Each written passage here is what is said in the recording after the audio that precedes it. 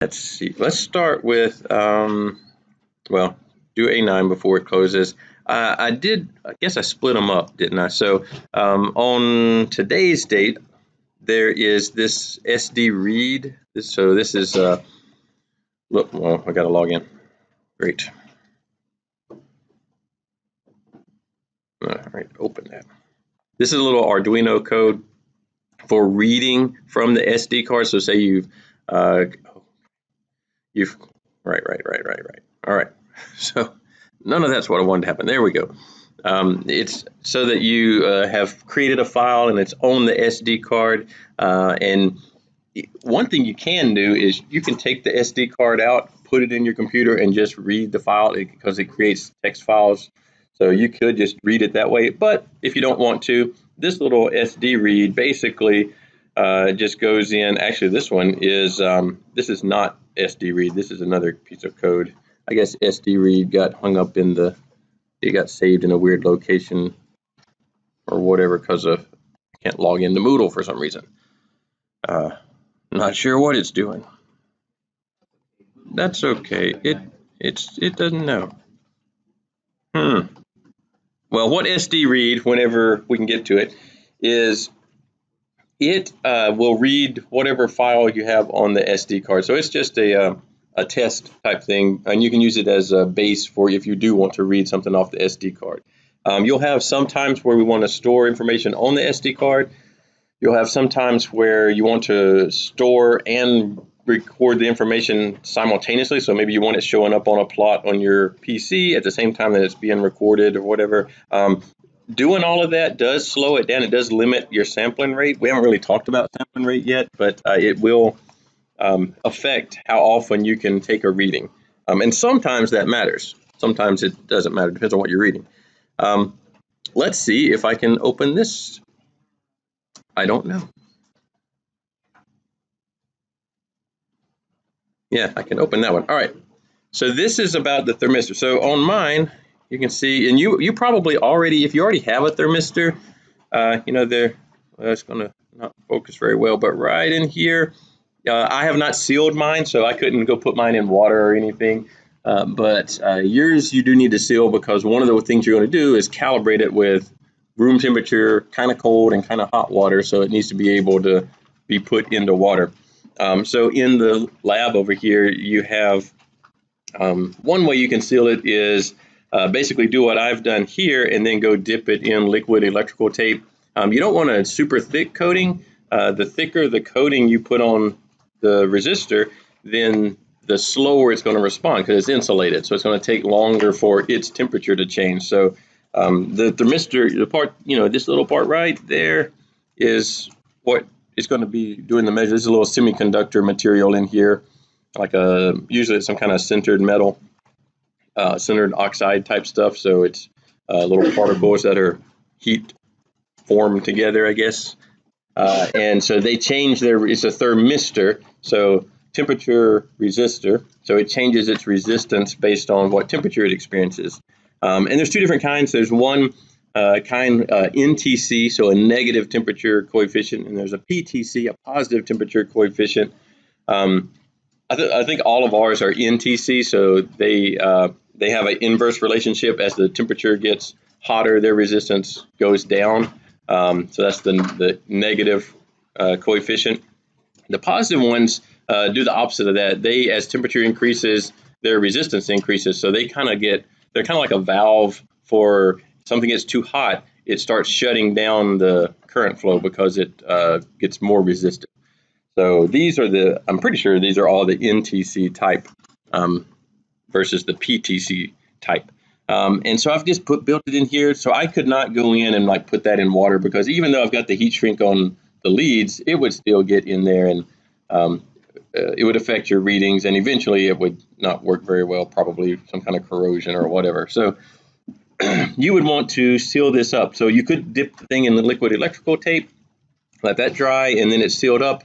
Or you could take a larger piece of heat shrink. I don't know that you in your kit have a larger piece of heat shrink. I think the biggest, like you've got something like this size, and that's just not going to go over everything. But if you had a little bit larger size, you could put it over everything. shrink that down and clamp the end of it with like pliers or whatever, and that would seal it up too. If you already have one made from 121 when you last used them, that one's fine too. It's the exact same one. We use the same one, so it would work just fine. So all I've got here is, well, let's see if I can, I don't know how to get that out of the way. Move out of the way. Well, I guess I can just move that. So all the circuit is a voltage divider. So let's see if we can trace it. I've got the thermistor, you know, I've twisted the wires together, partly to make it stiffer so that it's not floppy, but also to create a twisted pair so that I don't have these two parallel wires running past each other, kind of creating some what's called capacitive coupling, or they're just not creating extra interference that they don't have to in my signal. And then I've got a little 10K resistor. So this thermistor is a 10,000 ohm resistor at regular room temperature, and then that resistance changes as it gets hotter and colder. And then I've got a 10,000 ohm, you know, regular resistor. It's kind of buried under here. It's in series with the thermistor, so that they're in series with one another. This orange wire is kind of tapping into the node where they're connected, and it's what I'm reading. So this is the analog side of the well, remember, this is the SD shield. Underneath there, I've got an Arduino stacked underneath it. And I'm just reading on analog pin 1. It doesn't matter which one of them. I put it on 1 because the code had analog read 1 in it. So I put the reading sensing pin in the 1. The other two wires here are just power and ground, so that I'm sending 5 volts into this series circuit, and then I'm grounding it. And so a voltage divider, remember, it's going to take that 5 volts and divide it between the thermistor and the resistor. And if they're both 10K, then they both get 2.5 volts. You know, it divides it evenly.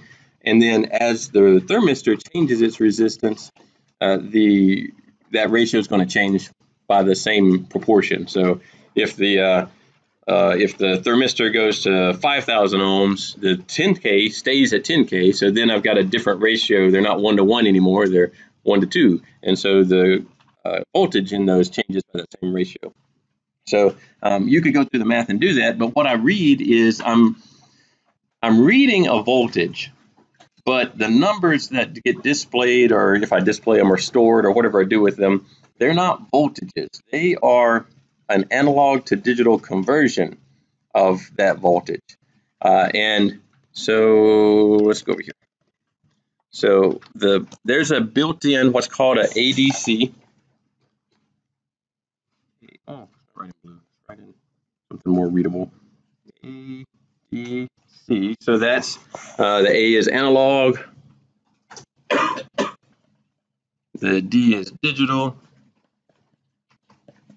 and then C is converter. Oops, didn't want to do that. There we go. Maybe it's a converter. I don't know. It doesn't matter. So there's built on to the Arduino. It's a 10-bit. So that you can have different numbers of bits for your analog to digital conversion. And what they do is they basically control the resolution that I can achieve. So 10-bit, this is bit as in binary. So there's 10 spots. 1, 2, 3, 4, 5, 6, 7, 8, 9, 10. And each one of those can be a 0 or a 1. And then I can encode different numbers in here. And the level of numbers that I believe it's a 10-bit converter. I guess I should check that. I'm pretty sure it's a 10-bit converter. So the first one can be a 1 or a 0 and so forth.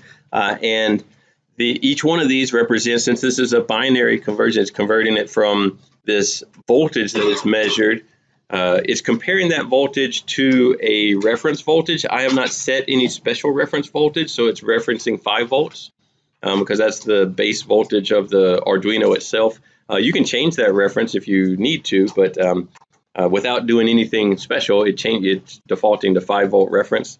And so what it does is it says that basically it creates a scale from 0 to 5 volts, 0 volts to 5 volts, and then it will assign a binary number, and then we'll look at it as a decimal version of that because it's harder for us to read binary, of 0 to some whatever my, in this case 10-bit, I can go up to 1024. I guess actually 1023, I guess, whatever. But so I can range between those. And so if I had a larger number of bits, then this number would be larger, and so I get smaller resolutions. But with 10-bit, I get 1024. And so if it's reading the 2.5 volts, so that would be the case where the thermistor is at 10K and my other resistor, the static one, is at 10K. So they're splitting the 5 volts. The 5 volts is not this 5 volts. The 5 volts I'm talking about there is the 5 volts being sent into the voltage divider, not this. This 5 volts is the reference voltage, which they just happen to both be 5 volts. So if it was reading 2.5 volts, it would give me a number that's halfway between 0 and 1024, so 5012. And it would do that linearly between whatever, wherever it's at in that range between 0 and 5. So it cannot read anything outside of that range. It doesn't, it can't do that. But it's not going to go outside of 5 because I'm putting 5 volts into the voltage divider. So the thermistor and the resistor combined together will max out at 5 volts. So the thermistor, well, technically I'm actually reading, if you look, let's look at our setup here, what I'm actually reading.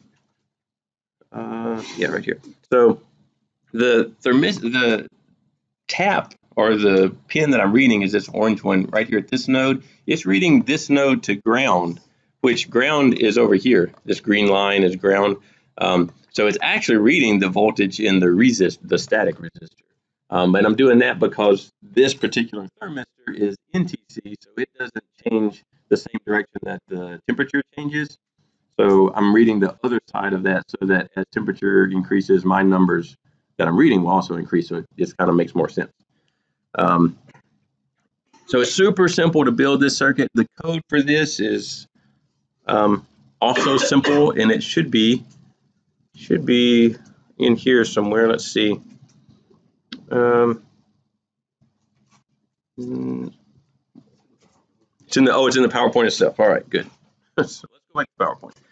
Oh, these are more thermistors, by the way.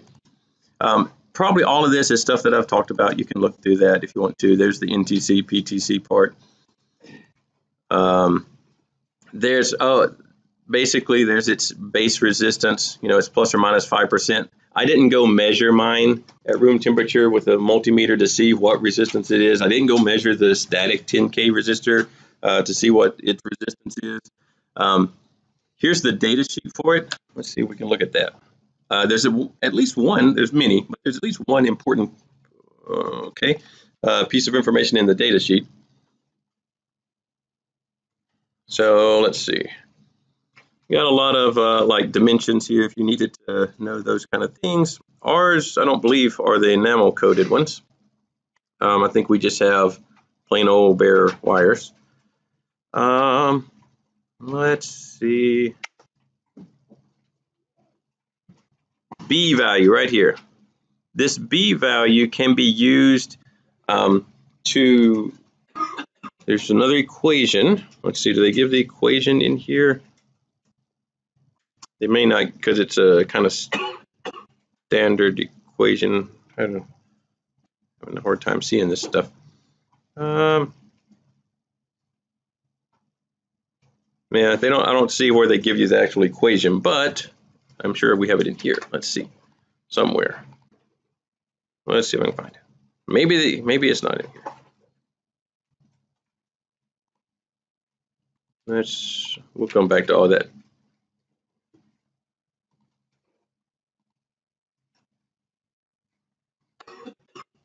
Well, there we go. All right, so this equation right here is the theoretical equation, assuming you know the B value for the thermistor you have. So you have to go look up the thermistor that we have and get that B value.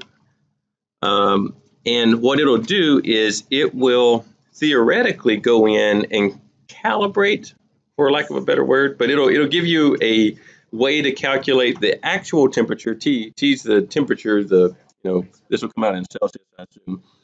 assuming you know the B value, so this standard value for your thermistor, and these resistances, so the measured resistance and in this case 10K, assuming you've put it in line with a 10K, and it was 10K to begin with.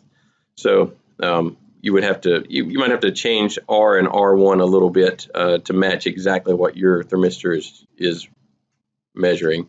But you can use this equation to generate a graph that would calibrate without doing something like this, where you actually calibrate it. Now, one thing I need to point out is these thermistors, they're not linear. So their response is kind of like this. So this is temperature increasing, and this is their ohms.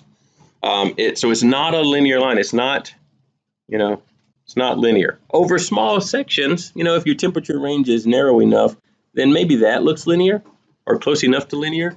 But if over larger ranges, they're not linear. So you do have to either use something like a power function, something, something that has, well, this has got a natural log in it, but something that's not a linear equation to model them, or you have to keep the temperature range that they're going to work in relatively narrow so that it looks more or less linear where they're operating.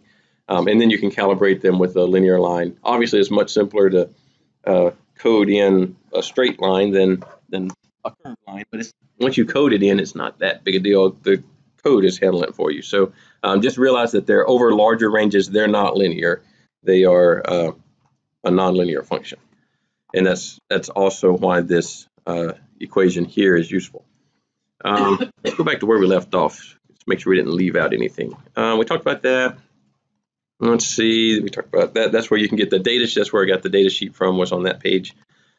Remember, we talked earlier on about the 3 parts of a sensing system. You had an element that did some kind of sensing. So in this case, we've got the little thermistor that changes its resistance as temperature changes.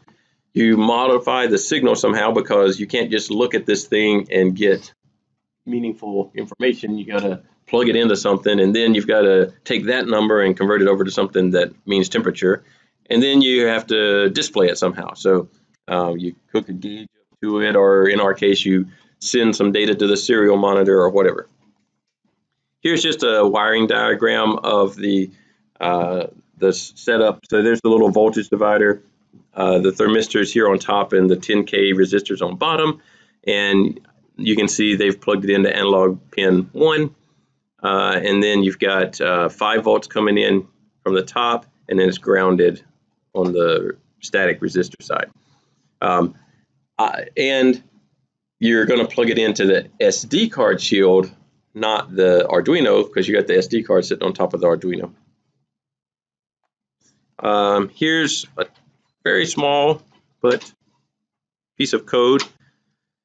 So it is going to be a serial communication on the analog pin. So basically, you've got to set up how often do you want the serial port to talk. And so you're setting that rate with this serial begin, 9600 baud. Here, you're printing the number of milliseconds. So it's basically, this is the milliseconds since you started running the current code on the Arduino. So no matter when you plug things in or whatever, when you started, hit the reset, when you last hit the reset button or last plugged in the Arduino, that milliseconds is taken from that point. And then it prints a comma, and then it prints analog read 1, which we've got our pin, our port here plugged into analog pin 1, and it's going to read that number from 0 to 1024, and it's going to print them because these are all serial prints, and it's going to wait for 1/10 of a second, and this is in the loop, so it's going to do it every 1/10 of a second. It will display the current timestamp since the program started running and the analog read value of the thermistor.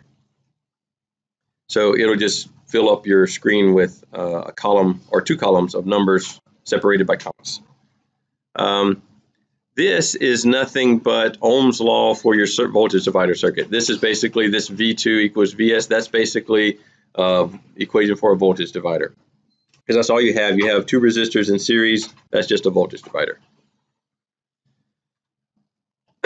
Oh, and that 1023, they're actually using 1023. I use 1024 because I wanted a nice even number here in the middle when I divided by 2. But technically, this goes from 0 to 1023, which is 1024, spaces from 0 to starting at 0. But I'll put 1024 so that this came out to an even number.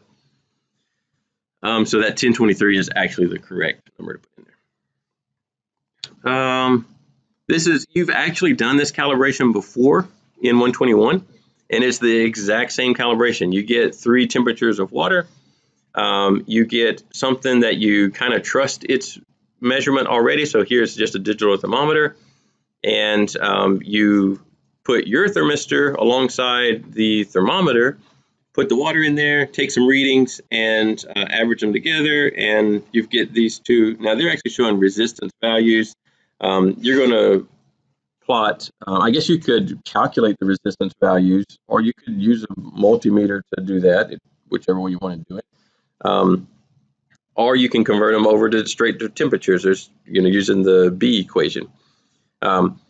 Here's a piece of Python code that I'll look at in a second. That's basically a linear regression calculating code in its own Moodle. Basically, this is just talking about good rules for calibrating, good practices for calibrating. And most sensors have to have some kind of calibration. Sometimes they come from the factory calibrated, but then you have to decide if you trust that calibration or not. Like, for instance, the thermometers. You didn't calibrate the thermometers. You trusted that the display on those was more or less accurate. They probably have some kind of indication of how accurate, what kind of interval you can expect to be accurate. So I don't know if these show on them, or if you have to read a data sheet for the thermometer to say that, well, it says 122 point, I don't know what the number is, 0.4 degrees, but it really could be 122 to 123, or there's probably some range. Actually, I think that says 12.2 because 100, that's Celsius. So that's 12.2 Celsius. And so, yeah, if that was Celsius, then we'd have a problem. Fahrenheit, we could be okay, but it'd still be hot. But I think that does say Celsius. Let's see if we can zoom in. Let's see. Pretty sure they're set. And you can switch these thermometers to Celsius or Fahrenheit. Yeah, that's saying 12.2 Celsius, 22.1 Celsius. And so I don't see anything. I mean, it's really blurry, so I can't tell. But I don't see anything on the face of the thermometer that tells you how much variability you have in this reading. I assume if you read the sheet that came with these thermometers, it would say plus or minus some number of degrees. Let's see. We talked about this slide already. That's where you can go in and actually calculate temperature based on the B value, which you get from the website or the data sheet. Here is a little bit of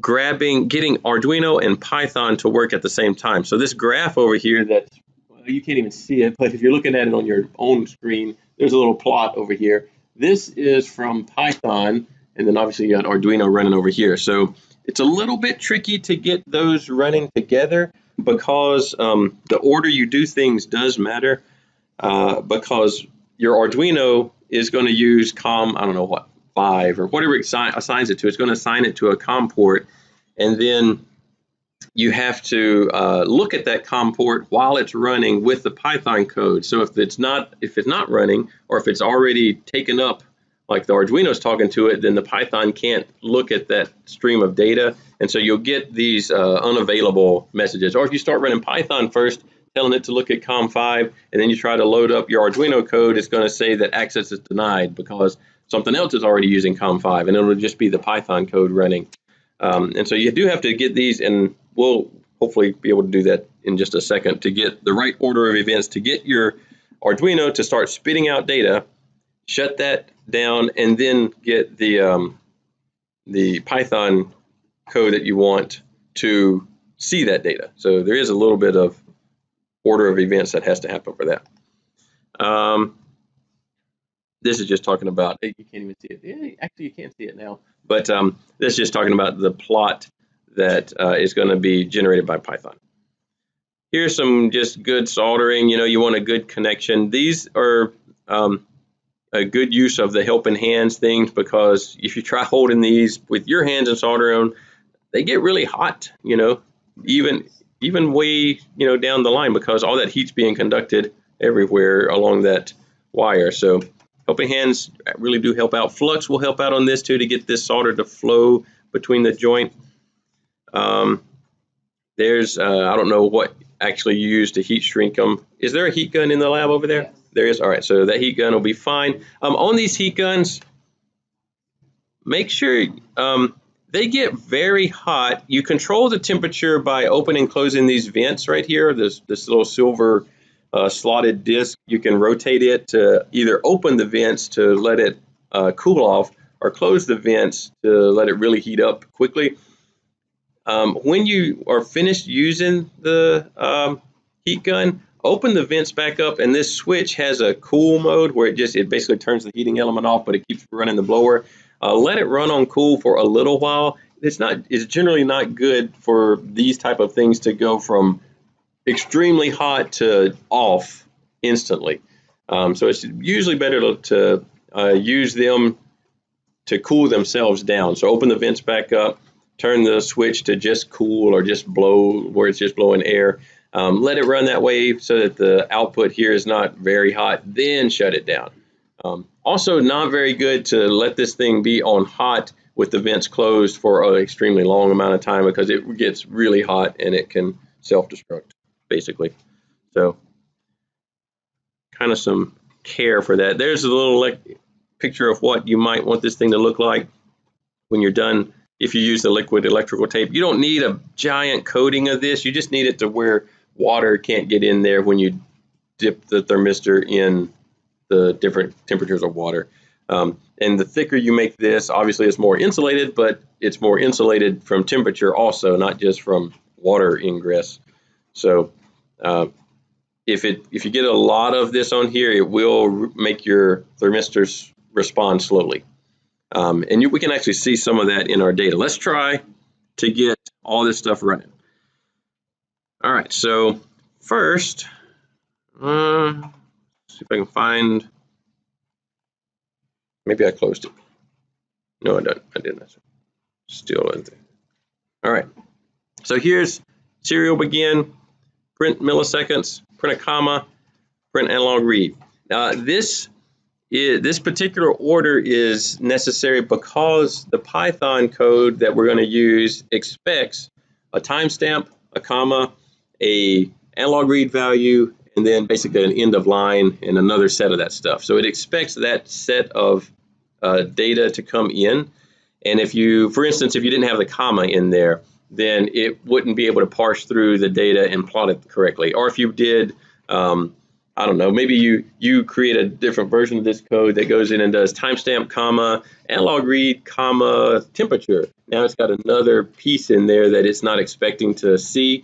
And so they're kind of matched up together. So for now, until you know how to change them, make sure you do use exactly this code to generate the analog read. So let's do that first. So let's see, I've got Uno. I'm on COM5 in this case. So the COM5, I need to remember that for later. And we will run this. So it compiles it. And it hopefully will upload it. I do have it plugged. Yeah, I've got it plugged in. It says it's uploading. That's good. Done uploading. All right, so that's good. Now I'm going to open the serial monitor. All right, so then there's our numbers. So there's our timestamp numbers, and they're just going to continually increase. I think it can run for like 90 days or something before it overflows, so you don't have to worry about that. And this 506 is, this number. So basically, I'm getting a number right over here somewhere. So it's reading a little less than, I don't know, we can figure out what it is, but a little less than 2.5, let's just say 2.4 volts. I don't know what it is. So I'm reading somewhere on that side.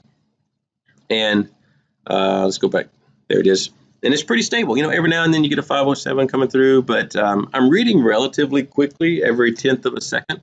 So that's pretty often for temperature to change. Temperature normally doesn't change quite that fast. Let's go to this. See if we can get both of them. All right. So we'll just heat this thing up, and you know, these start increasing. So because of the way I've got the voltage divider set up over here, as I increase the temperature of the thermistor, then my numbers, analog read numbers, now I'm getting 590s. So I'm over, you know, I'm somewhere down in here, 598. So I'm reading, I don't know, 2.8 volts. We'd have to actually do the math to see what it actually is. I don't know. Actually, it might be closer to 3. I don't know. But it's on that side. And so I've moved the reading. And so the job would be, all right, well, what temperature does any of these numbers relate to? And that's where you can either calibrate and figure out, all right, when I'm sitting here reading 506, that was room temperature, a little warm in this room, so maybe 75 degrees or something. And then you've got a little bit colder temperature. You get some water out of the water fountain and measure that and get that data point. So you can get 3 really easy data points. And as long as you're relatively tight together, not over a large temperature range, then those 3 could probably be in a relatively linear part of the thermistor response. Or you could use that B equation. You know, the B equation that was built in over here somewhere. Where'd it go? There. And assuming that I trust the B value from the manufacturer, I know what the thermistor's initial value was, I can use this equation to predict the temperature that it's relating from that. Well, now that's not directly, because I am not reading with this serial monitor. This number is not related to resistance. This is actually voltage, and it's not volt. You know, it's not 513 volts. It is 513 1/24ths of 5 volts. So you could go do the math to figure out how many volts it is. Know the resistance of the static resistor, the 10K, what its actual resistance is, and then use Ohm's law to calculate the resistance of the resistor. Then I could use that resistance in this equation. It needs resistances, it doesn't need voltages. So you could do all of that. That's going to be your assignment. I'm not going to worry with that. We do need to try to get Python to work. So let's see if we can get, well, let's close this down. We'll close this down. I don't think we need that anymore. We'll minimize that, We'll leave this open because we will probably need to run it again. Don't need that anymore. We need our Python code. So let's see, this should be on Moodle. All right, serial plot, that's the one I want. So the linear regression, that's Python code for basically creating a string of data. Now it's got plots, let's zoom in, X and Y coordinates of maybe your 3 calibration points. Possibly you hard code them into the code, and it will go in and do linear regression. So it uses NumPy here, so the a mathematical library for Python, and so you can see any of the NP dots. So you imported NumPy as NP. So any NP dot is like NP dot array. That's going to be something that is able to be created using that NumPy library. NP, all of this, basically all of this is basically doing the matrix manipulation to create the linear regression for this set of data. It doesn't have to only be 3 data points. It can be more than 3 because it is built in a way to where it goes through and reads for X, for every value in the list X. And so the list X has 3 values, so it does it 3 times. So if your list X had 15 values, it would go through, where'd it go? it would go through 15 times because the list X over here would have 15 elements in it. So it's not hard-coded in to only expect 3 or whatever. It's hard-coded in to expect whatever you put in this set of X and Y coordinates, coefficients, and then it prints it out. All right, that's what linear regression does. If you want to, I mean, obviously, you can do linear regression in Excel. You could do it on your calculator. You can do it by hand, but there is a way to do linear regression with Python. It's already coded. You don't have to change any of the code other than putting your values for X and Y in there. You'd have to do that. This same thing, this is the thermistor theoretical expression. So this is the one that uses B. I don't remember. Let's look at it. I don't remember if it's got B already encoded in it. It does. Oh, no, that's R. There's B. All right, so all of here, it's defining the values for R, B, R1. So what's the resistance of your resistor in there, temperature you're reading at, and then if you're reading in Kelvin or Celsius. I think it's going to assume, yeah, it's going to assume that you want Celsius. So it's already built in. Actually, these are test cases to test to make sure it's working right. Basically, what this does, we haven't seen this before in class anyway. It defines a little function. So we kind of did that with the custom functions list of temperature conversion and whatever else was in there. I don't know if I pointed it out, but this DEF command is defining a function or a method or basically a little miniature algorithm that you can plug in values to. So notice when you call it, there's the name of it, therm_theo_x right there. That's the name of it. And then you pass variables to it. In this case, you pass R, just the resistance of the that's being measured in your circuit. And then, or you can pass it more than one. You can pass it a value for R, a different value for B if you wanted to, although it's got one hard-coded in. I don't know why you'd want to change that unless you had a different value for B. Maybe it's got a different value for R1. And all of these are defined up here. R1 is the numeric value in ohms that represents the thermistor calibration resistance point. So where have you calibrated it against? So it's assumed that these things at room temperature are 10,000 ohms, but room temperature can change. And then T1 is the point that you measured this resistance, basically. Those two are coinciding with each other. And then you can switch if you want Kelvin or not. So it's got a couple of different test cases here. And then this is the actual, actually, this is the equation right here. This is the B equation. And this unit conversion is basically if it is already in Kelvin or Celsius. So again, not anything that you need to use because you can build this equation into whatever you want to build it into. This is just one way in Python to do it. All right, let's close this one. I keep going to it.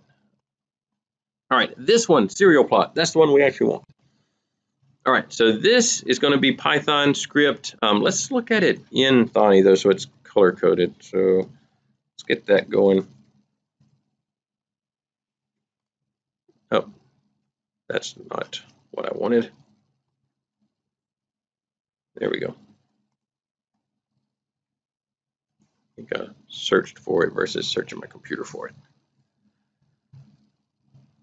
Let's see.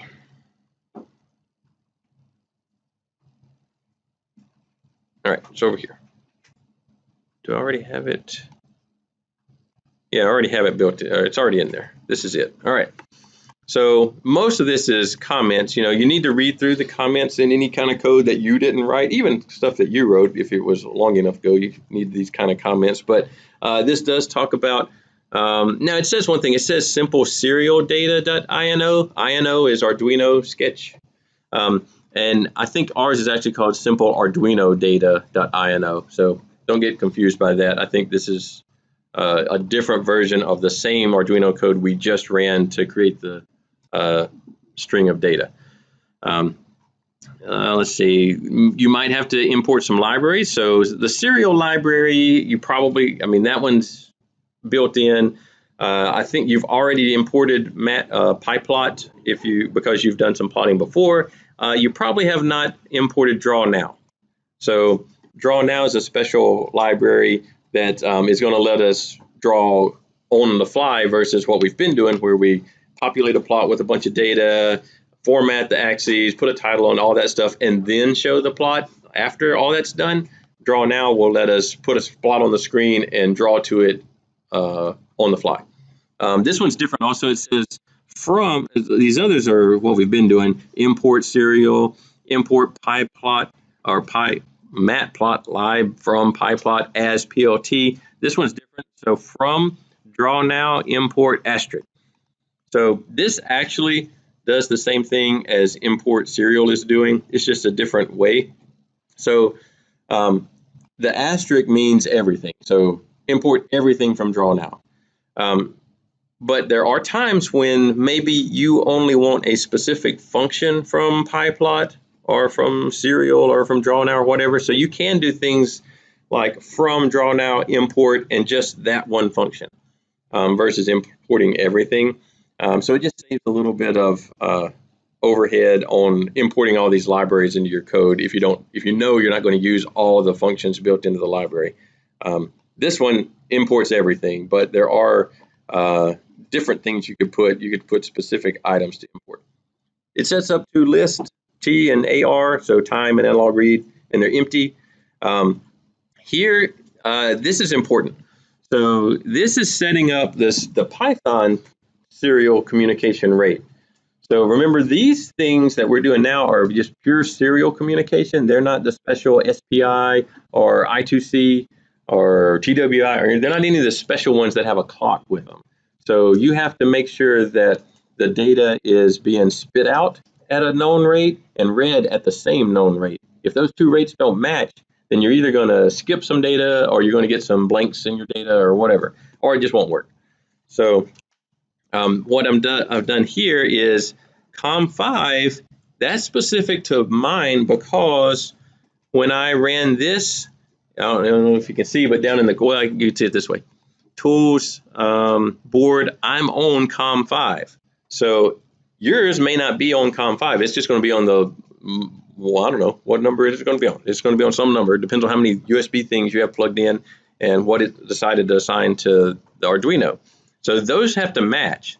So whatever COM port your Arduino is on has to match over here. So you have to go in and change it to COM whatever your number is.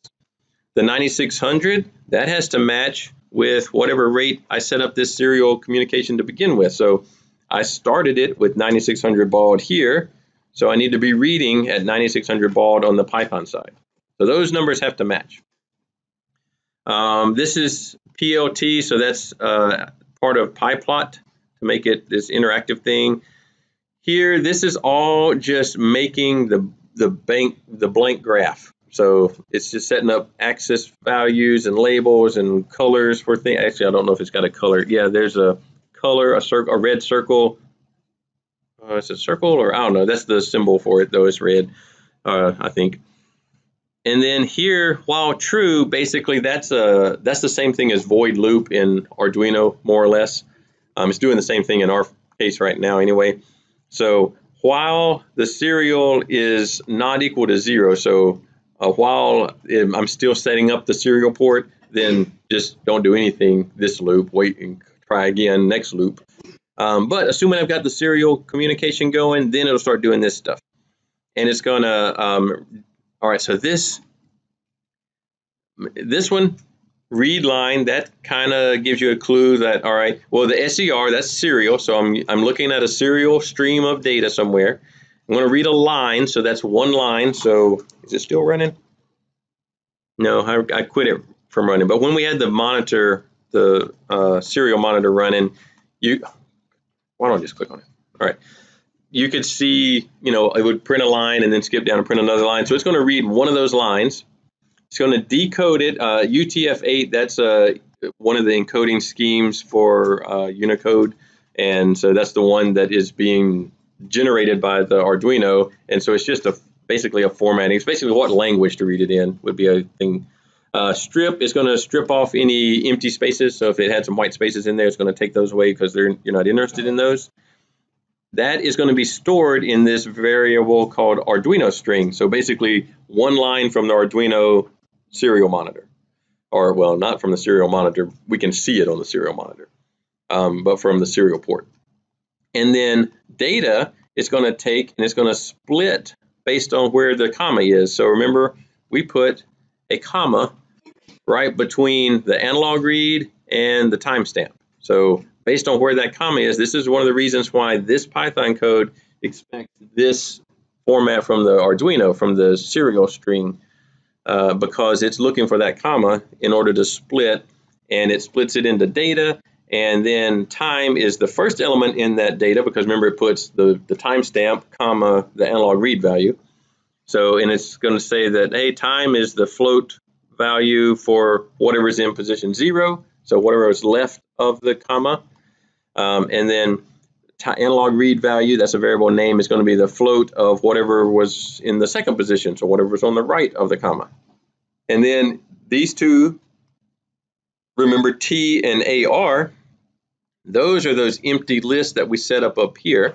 So they're just waiting to receive some input.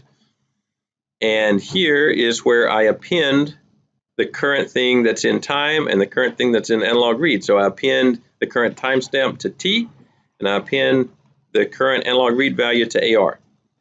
Now it does, there's that draw now, so that's the, that's this library, that's from this library. And make fig, and it's going to plot, it's going to wait a tiny amount of time. If you don't have a tiny little delay, it gets stuck. So super tiny delay. I think by default yours is set to 50 here. I made mine to 500 just so that I could have more data points on there. But what this little set of if and these commands are doing is basically at some point you could let this run too long and you'd have so many data points on this figure that it'd almost be unreadable, or it's it just overflow some buffer somewhere. So you can set how many data points do you want to keep in these lists T and AR at one time. So by default in this piece of code, I think it's set to 50 items in each list, and then the top one gets popped off and a new one gets put on, appended to the end every time once you get to 50. And then it was fine with 500, so I changed it to 500. We'll do it first with 50. All right, let's see. I think the Arduino is running, but I don't think it's going to work. Let's see what happens when we run it. All right. So, all right, it is actually working. All right, so I've got the Arduino. All right, so here I've got Arduino is actually still open, but the serial monitor is not open. I believe if you keep the serial monitor open and try to read the Python, it will not let both of them happen at once. We can try that in a second, but I don't think it'll let both of them happen at once. General order of events: get your Arduino code running and spitting out data. I usually look at it on the serial monitor in Arduino to make sure it's actually doing what I want it to do. Shut down the serial monitor, run the Python code. Make sure the Python code is looking at the same COM port that your Arduino is sending information over, and they're looking at the same rate, so 9600 in this case. So right now, I'm getting a live stream of data of the thermistor, and it's plotting it versus just the list that I get from the serial monitor. So if I heat it up, I'm getting no change. Why am I getting no change? That's interesting. It should change something, but I don't get any change at all. Uh-oh, I wonder if I broke it. All right. Let's close this one. Oh, actually, so you can't close this window because it's in a loop that keeps regenerating this thing. So you actually have to go to Python and stop it, or Thani, and stop it. Oh, there was a spike. All right, so you actually have to use the stop button. Otherwise, it keeps regenerating the figure. You can't just close the figure and leave it running. All right, so let's look over here at our serial monitor. So we definitely have changes happening over here. Those are good, but Thani was not picking them up. So there's the access denied. So let's see if I can get more of this error message on here at once. So could not open port, blah, blah, blah, access denied, all this kind of errors. These are because this serial monitor is looking at COM5 right now, and Python can't see it, or it's not allowed to see it. There might be some way to let them both see it. I don't know that way. I just shut this one down. All right, let's try now. All right, so there we go.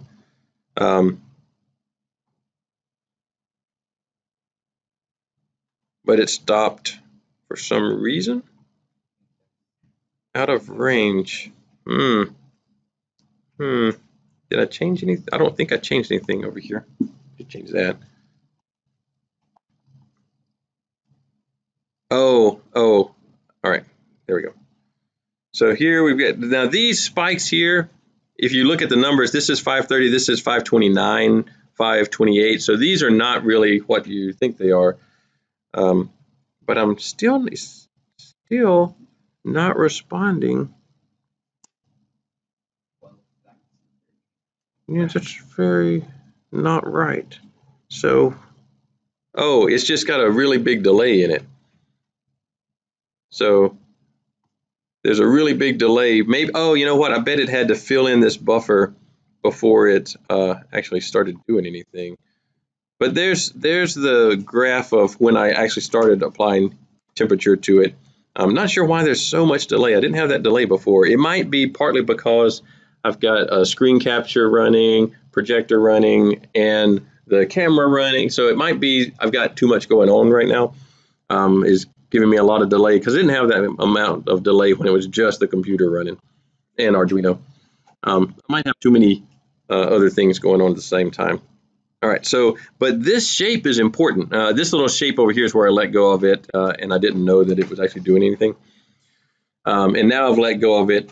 At some point, it will catch up and we'll get kind of the inverse of this curve, cooling back down. But this, later on, this is basically the time response of your system now. And later on, that's going to be important in measurement because you can't expect any system to respond instantly. There's some amount of time between sensing the change, modifying that signal into whatever's useful, and then getting you the information that something's changed. So in here, you can see that there is some amount of time between, I obviously started here, but it didn't reach its final value for a certain amount of time. Now it's starting to pop off the values, so I'm losing some of them. So it's filled up that buffer. Eventually it'll recognize that I let go of it and it'll start making the cooling curve here. But I don't know how much time delay it's going to have in there. Maybe if I shut off some of these other USB things, it would be faster to keep up. There it goes. And so you'll get a cooling response. So this is basically Newton's law of cooling that you can see happening. And you can see how long it's going to take before you reach a new equilibrium value. And so we'll actually do some equations, some time constant equations that help describe that curve, and they help describe the response of your system. Right now, we just want a system that measures temperature. So I want to shut, yeah, got to stop it or else it'll just keep popping up on you. So we'll close this down. On the Python code, you can get it straight off of the Moodle site. You only have to change this. You have to change it to whatever COM port your Arduino's set up to. Over here, you don't have to change any of this code. In fact, if you do change some of this, it might make the Python code not work. So without changing the Python code also.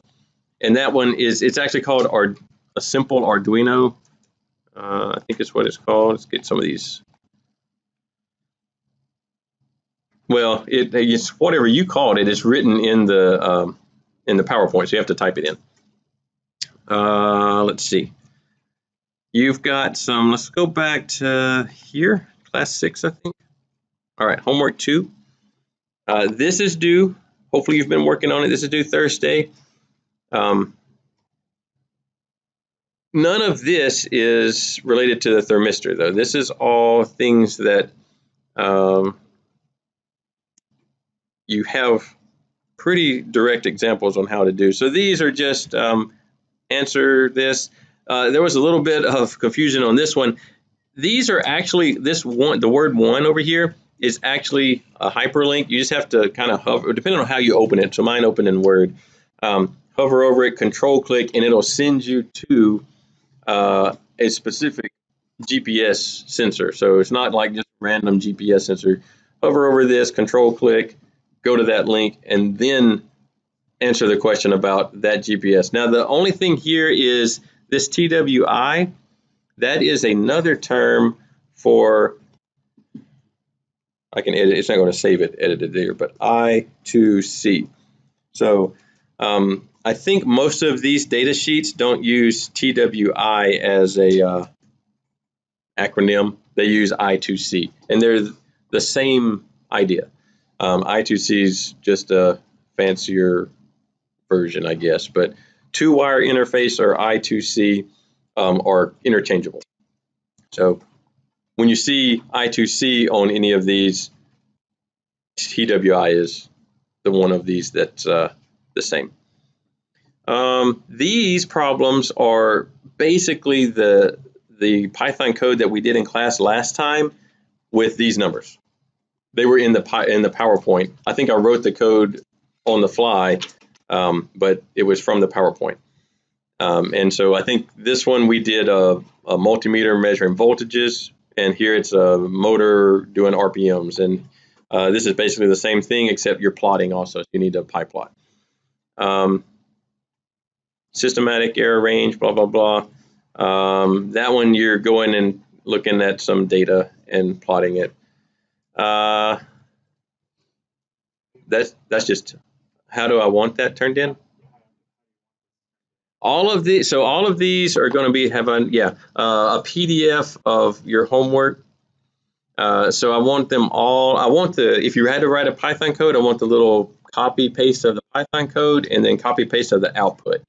I don't need, like if you had to generate some data or whatever, I don't need that.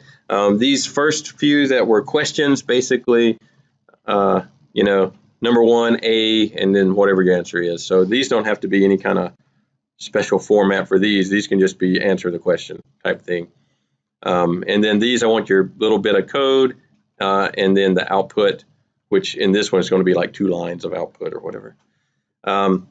And then you need to get your thermistor, go through the PowerPoint that we just went through and get your thermistor to basically do what mine just did with the reading the data from it, and then being able to plot the live data.